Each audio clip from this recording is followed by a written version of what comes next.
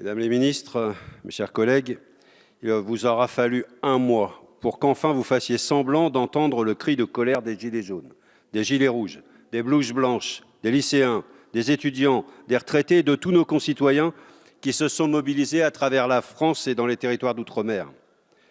Toutes ces expressions démocratiques, toutes ces alertes, toutes ces propositions que vous avez ignorées, méprisées, jusqu'au jour où vous tentez de gérer cette crise, comme vous la qualifiez.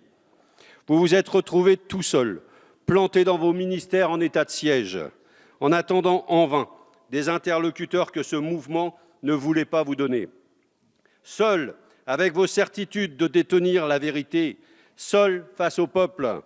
Cette crise, comme vous dites, vous tentez aujourd'hui de la gérer par des mesurettes financées non pas par les plus fortunés, ceux qui se gavent depuis des années sans rien redistribuer, mais par les gilets jaunes et le peuple lui-même. Ce n'est pas ainsi que vous allez solder votre ardoise et celle de vos prédécesseurs. La colère est forte et toujours forte. Cette colère vient de loin. Outre le mépris et l'arrogance du président de la République, ce sont vos choix politiques qui sont rejetés après avoir durablement mis à mal notre modèle social, notre pacte républicain. Des choix guidés par le dogme de l'équilibre des finances publiques et de l'assistanat aux plus fortunés. Et paradoxe de l'histoire, mais vous n'en êtes plus à un près, aujourd'hui, pour tenter de renouer les fils du dialogue avec le peuple, vous comptez sur ceux qui, hier encore, n'étaient rien à vos yeux. Les maires de France, qui subissent vos politiques de désertification territoriale, d'austérité, vos regroupements à marche forcée, vos métropolisations. Mais beaucoup d'élus ont su être attentifs à ce mouvement. Les élus communistes sur le terrain sont de ceux-là, et nous y sommes très à l'aise. Et si, comme nous, vous aviez été vigilants face aux revendications réelles des Gilets jaunes, comme Cindy, Sonia, Valérie et bien d'autres, vous nous auriez présenté un plan d'urgence sociale bien éloigné des quelques propositions portées. Mais vous vous entêtez avec votre dogme libéral. Il faut que le travail paie. Il faut que le travail paie. Il faut que le travail paie. Telle est votre petite turlutaine pour défendre votre plan en faveur du pouvoir d'achat. Mais pour que le travail paie, il faut augmenter les salaires.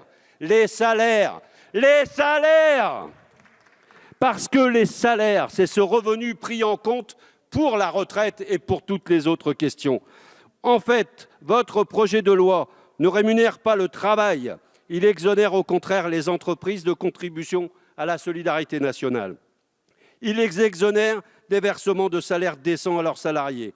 Il entretient la confusion souhaitée entre taxes et cotisations sociales, entre taxes et impositions. Vous êtes les champions des taxes qui frappent aveuglément tout le monde et les ennemis de l'impôt qui contribuent à due proportion de ses richesses à la solidarité de la nation.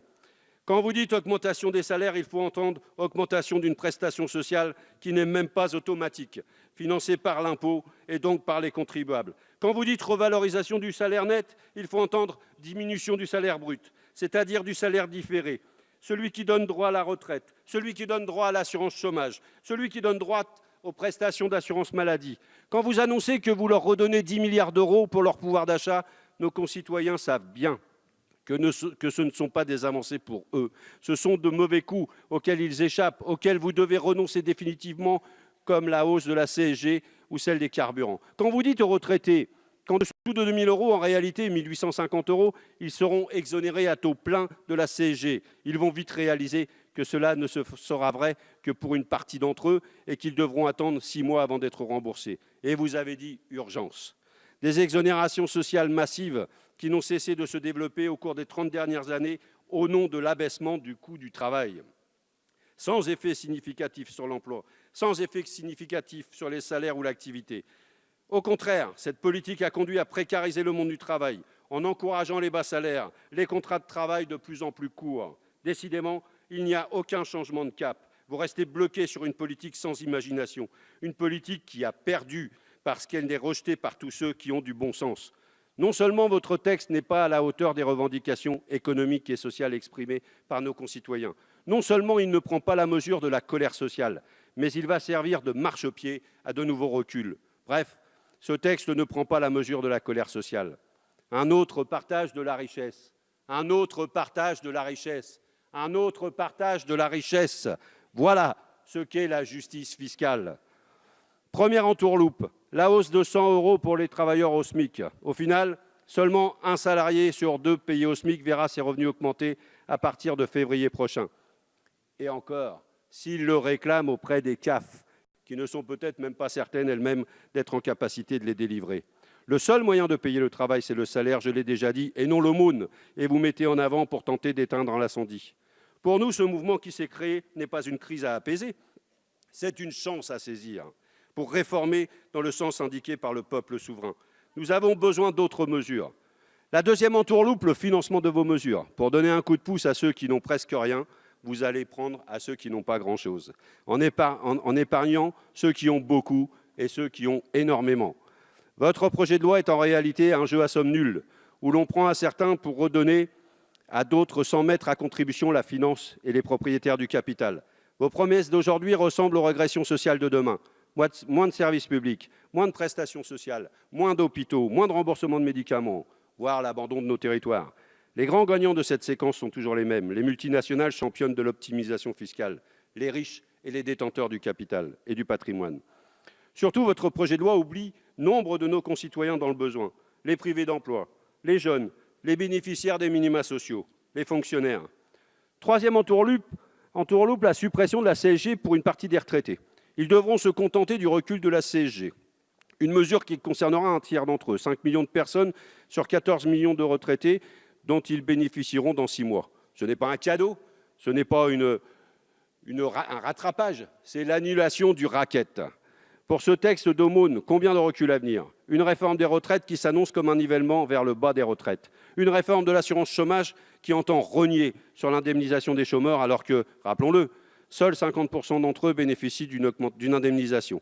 Et je pense que nous ne sommes même pas au bout du drame macronien. Pour un véritable état d'urgence sociale, voilà donc ce que nous vous proposons pour redistribuer les richesses en mettant à contribution les entreprises et les hauts revenus et pour construire une société de la dignité. Cet élan du « nous » contre la logique du « je » doit imposer par une répartition des richesses et du travail dans l'un des pays les plus riches du monde, par une justice sociale et fiscale, par un retour d'une véritable démocratie. Et que l'on ne vienne pas nous dire que la dette l'empêcherait. Parce que cette dette publique, nous proposons justement de l'alléger en renforçant les recettes publiques. Nous proposons donc d'agir tout de suite en faveur du pouvoir d'achat par une hausse du SMIC de 100 € net dès le 1er janvier 2019, puis de 200 € net dès le 1er janvier 2020. En s'appuyant sur notre proposition d'adoption d'un encadrement des écarts de rémunération dans les entreprises dans un rapport de 1 à 20.